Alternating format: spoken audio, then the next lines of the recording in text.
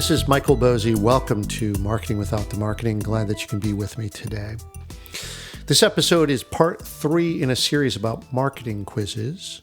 In the last episode, we talked about the 4 principles of a good marketing quiz. Today, let's talk about the actual quiz design. Now, as I've said in prior episodes, a quiz is a good instrument because it gets people talking about themselves. It helps them discover a problem that they might be having that maybe you can help solve in your business. A quiz can put them in learning mode or discovery mode, if you will. It helps them match their own behavior to that of others. It helps them see their own experience through a different lens. Now, of course, like anything else in content marketing, the quiz has to be well designed, well constructed, and well presented in order for it to actually be effective. So let's work backwards to create a really well designed quiz. All right, step 1. Let's start with your solution. A little counterintuitive because I'll always say we want to listen to the customer first, but in building the quiz, let's work backwards.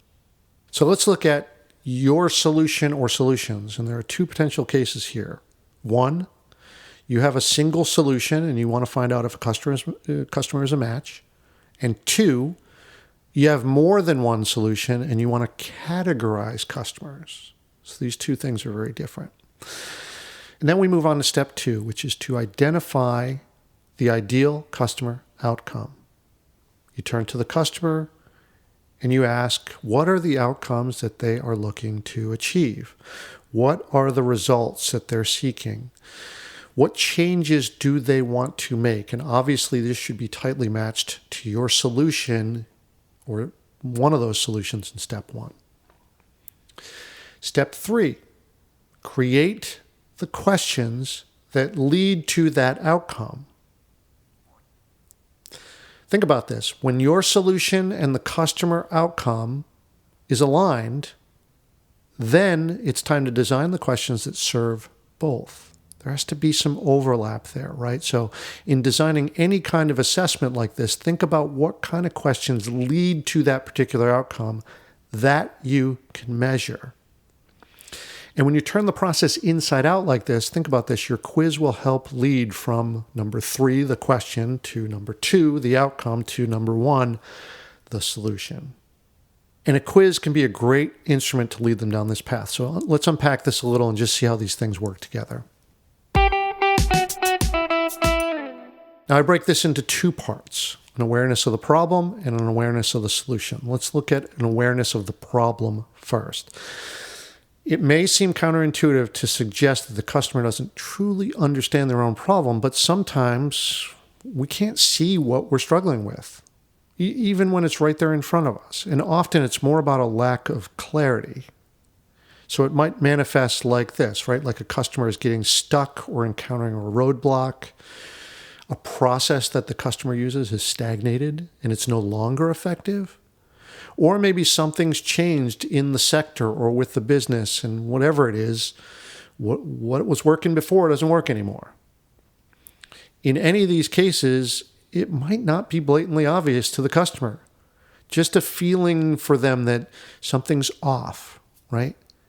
And if they can't articulate what's wrong, well, guess what? It's going to be very hard for them to understand the solution that they need. So let's look at that solution. If you can help someone gain awareness of the problem that they're having, then you've now just put yourself in a position to offer the solution to them. You might not be able to get all the way to a sale just yet, right? You got to build trust in order to achieve that.